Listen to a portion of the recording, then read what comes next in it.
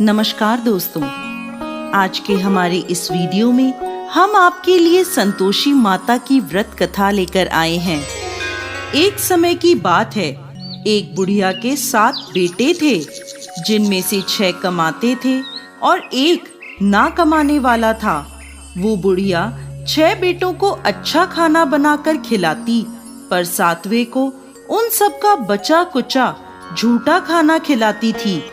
और वो भोला भाला अपनी माँ की इस चालाकी को समझ नहीं पाता था। एक दिन वो अपनी पत्नी से बोला, मेरी माँ मुझसे बहुत प्यार करती है। तो उसकी पत्नी बोली, वो तुम्हें सबका बचा कुचा खाना खिलाती है। इस बात पर उसे विश्वास नहीं हुआ। एक दिन वो छुपकर देखता है कि माँ अपने 6 बेटों को बड़े प्यार से कई प्रकार के व्यंजन बनाकर बड़े प्रेम से खिला रही है। जब वो 6 खाना खाकर उठ गए, तब माँ ने उनकी थालियों से झूठन इकट्ठी करी और उसके लिए थाली में परोस कर रख दी।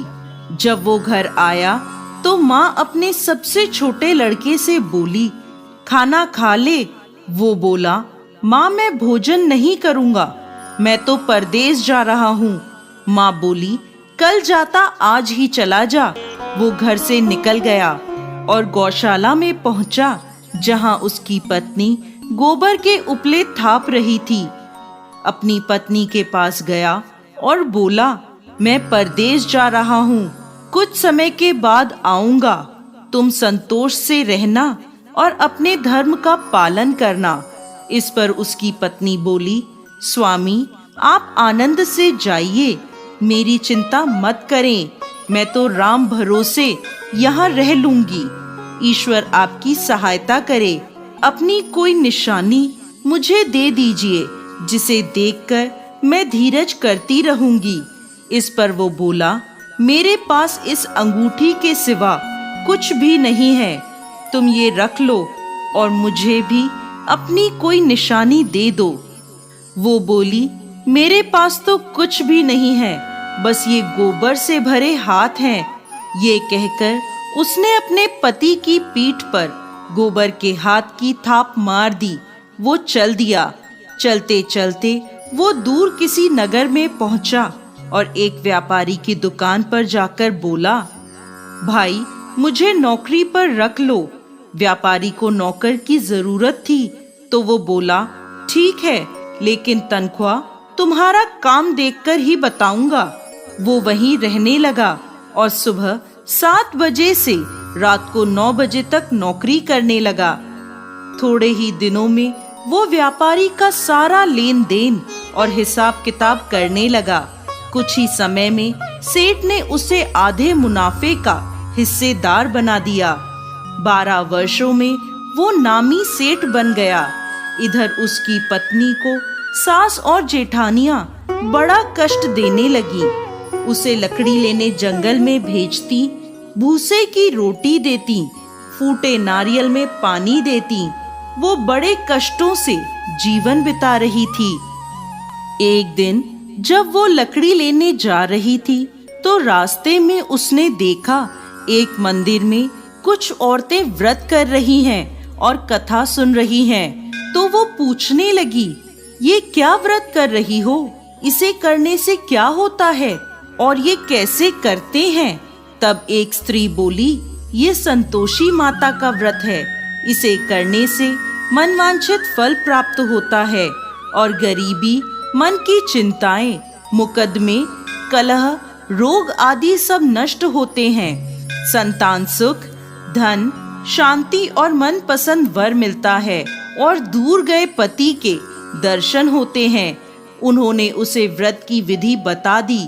उसने रास्ते में सारी लकड़ियां बेच दी और उन पैसों से गुड़ और चना खरीद लिया और व्रत की तैयारी कर संतोषी माता के मंदिर में पहुंची और माता से दुखी होकर विनती करने लगी, माँ मैं अज्ञानी हूँ और बहुत दुखी हूँ, मैं आपकी शरण में हूँ, मेरा दुख दूर करो माँ। अब वो हर शुक्रवार ऐसा ही करती। एक दिन माता को उस पर दया आ गई। एक शुक्रवार उसके पति का पत्र आया और अगले शुक्रवार पति का भेजा धन उसे मिला।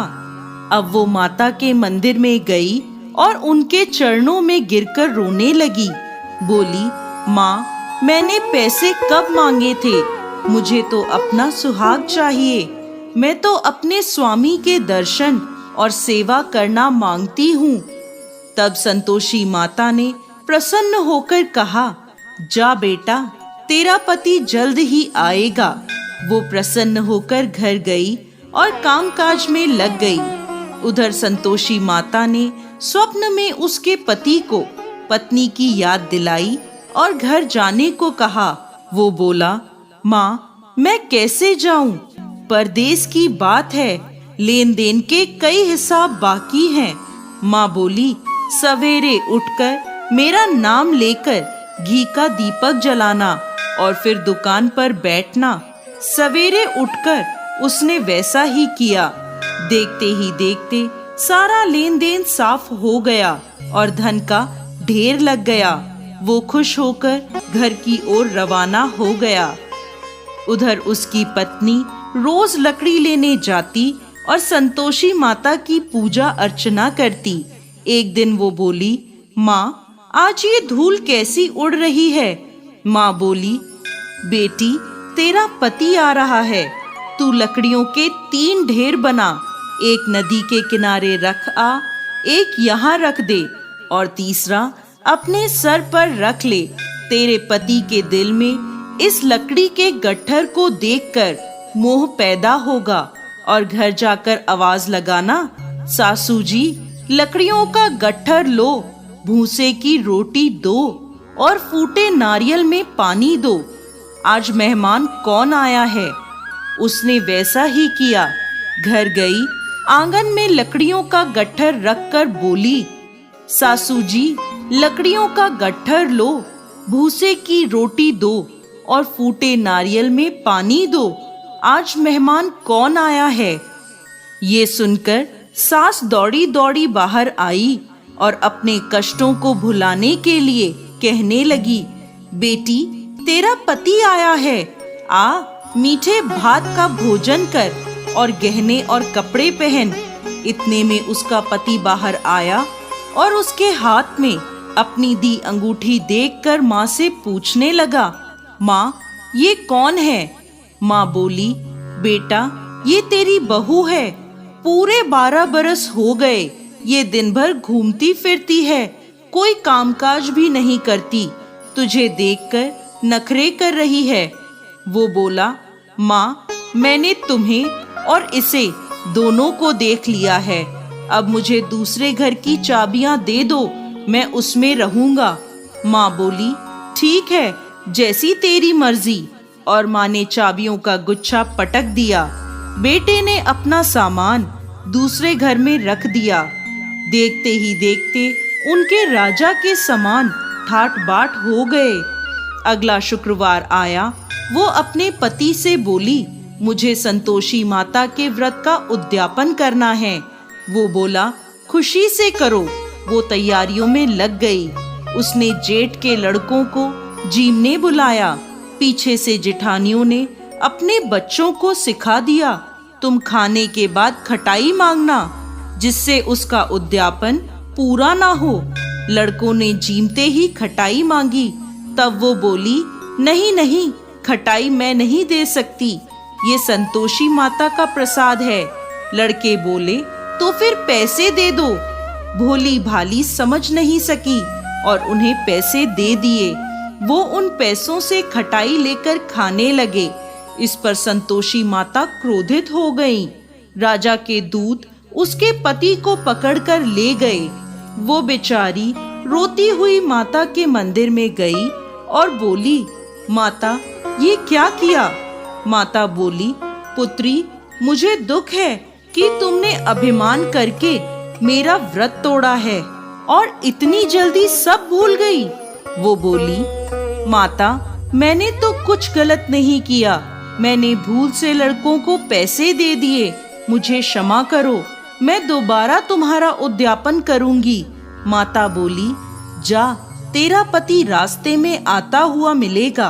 वो चली गई। रास्ते में उसे उसका पति आता हुआ दिखा। उसके पूछने पर बोला, राजा ने मुझे मिलने के लिए बुलाया था। अगले शुक्रवार उसने फिर उद्यापन किया। जेठ के लड़कों को बुलाया। जेठानियों ने फिर उन्हें सिखा दिया। लड़के भोजन के पहले बोले, खटाई मिलेगी? तब वो बोली, खटाई नहीं मिलेगी। अब उसने ब्राह्मण के लड़कों को बुलाकर भोजन कराया और दक्षिणा दी। संतोषी माता उससे प्रसन्न हो गईं और 9 महीने बाद उसके चंद्रमा के समान सुंदर पुत्र हुआ। वो अपने पुत्र को लेकर रोजाना मंदिर जाने लगी। एक दिन संतोषी माता ने सोचा, ये रोज यहाँ आती है, आज मैं इसके घर जाकर इसका ससुराल देखती हूँ। ये सोचकर संतोषी माता ने भयानक रूप धारण करा। गुड़ व चने से सना मुख, सूंड के समान होठ, जिन पर मक्खियां भिनभिना रही थी, ऐसी सूरत में वो उसके घर गईं। दहली में पांव रखते ही उसकी सास बोली, देखो कोई डाकिन आ रही है, उसे भगाओ वरना किसी को खा जाएगी। सभी घर वाले भागकर घर की खिड़कियां और दरवाजे बंद करने लगे।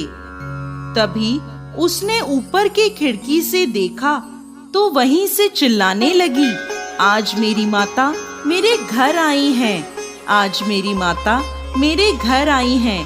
उसकी सास बोली, पगली, किसे देखकर उतावली हुई है, बच्चे को भी पटक दिया। बहू बोली, माता जी, मैं जिन संतोषी माता का व्रत करती हूँ, ये वो माता हैं। ऐसा कहकर उसने सारी खिड़कियां और दरवाजे खोल दिए।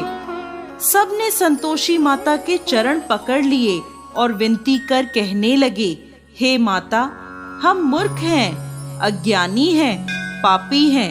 आपके व्रत की विधि हम नहीं जानते। आपका व्रत भंग कर हमने बहुत बड़ा अपराध किया है। हे जगत माता, हमारा अपराध क्षमा करें। माता बहुत खुश हुई। हे संतोषी माता, जिस प्रकार आपने बहू को फल दिया, वैसा ही इस कहानी को कहते, सुनते और हुंकार भरते सबको देना। दोस्तों, संतोषी माता को संतोष, सुख, शांति और वैभव की माता के रूप में पूजा जाता है। माता संतोषी भगवान श्री गणेश की पुत्री हैं। इनका यह व्रत करने से धन, विवाह, संतान आदि भौतिक सुखों में वृद्धि होती है। ये व्रत शुक्ल पक्ष के प्रथम शुक्रवार से शुरू होता है और 16 शुक्रवार तक व्रत कर इसका उद्यापन किया जाता है। गुड़ और चने का भोग माता को लगाया जाता है। ये व्रत करने वालों को खट्टी चीजों को ना ही खाना चाहिए और ना ही हाथ लगाना चाहिए। बोलिए संतोषी माता की